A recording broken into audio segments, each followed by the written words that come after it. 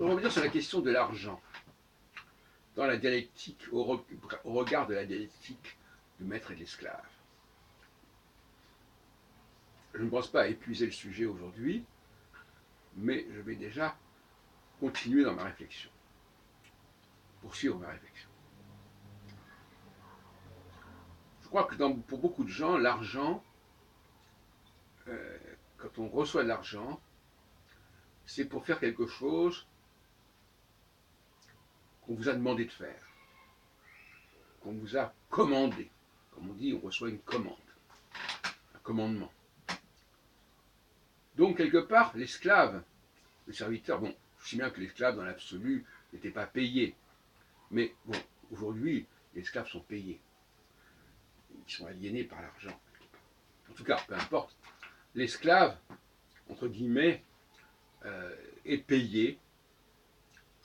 Il est payé, il est plus ou moins bien payé, pour faire un certain nombre de choses, ne serait-ce que pour passer du temps quelque part. Parfois, ça ne va pas beaucoup plus loin que ça. Être là, être présent. Ici, on dit faire acte de présence. Et celui qui fait des choses sans être payé, c'est un homme libre. Et quelque part, ça veut dire que celui qui n'est pas libre, lui, il reçoit de l'argent. Celui qui est libre, il n'en reçoit pas. Disons, pour simplifier.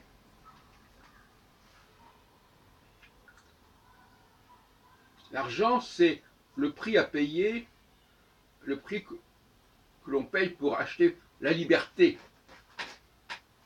de l'esclave. C'est-à-dire pour la lui voler, pour s'approprier sa liberté, son temps.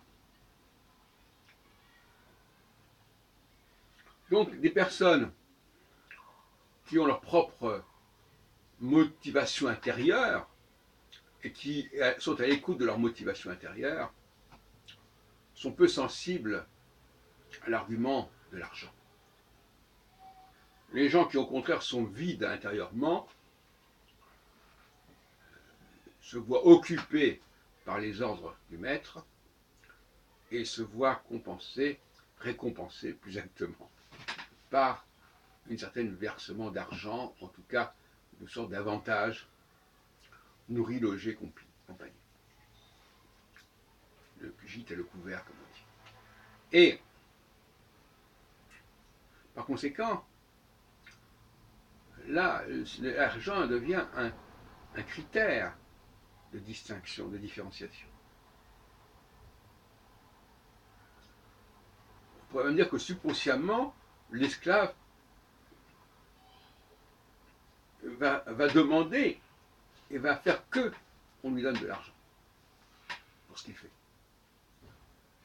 Tant il est évident qu'il ne fait rien, il ne fait pas les choses parce qu'il veut les faire, mais parce qu'il doit les faire au regard du contrat qu'on passe avec lui.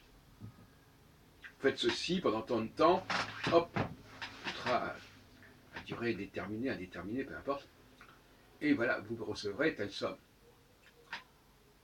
Le chef, lui, il n'est pas à la merci de l'argent. Il fait des choses parce qu'il a envie de les faire, parce qu'il veut les faire, parce que ça fait partie de sa logique, de sa motivation de les faire. Mais à partir de ce moment-là, il n'a pas droit à être, il n'a pas le droit d'être payé. Il n'a pas mérité d'être payé, d'être salarié. Ah oui, on ne peut pas avoir le beurre et l'argent du beurre. C'est pourquoi certaines personnes parmi les esclaves s'imaginent que la seule hiérarchie possible, c'est celle de l'argent. Mais c'est entre esclaves qu'ils pensent cela. Entre esclaves, toute la question est là, combien tu as gagné? Mais le maître, lui, il ne relève pas de ce critère-là. Il est en dehors de ce critère-là. Il est hors concours, il est hors jeu. Donc par conséquent, celui qui ne voit les choses que du point de vue de l'argent, il raisonne comme un esclave. Et d'une manière générale, d'ailleurs, de toute manière, quoi qu'on dise, de toute manière, on raisonne toujours par rapport à un groupe donné. On n'a jamais raison dans l'absolu. On n'a jamais raison pour tout le monde. Quoi qu'on dise, il faut assumer son appartenance.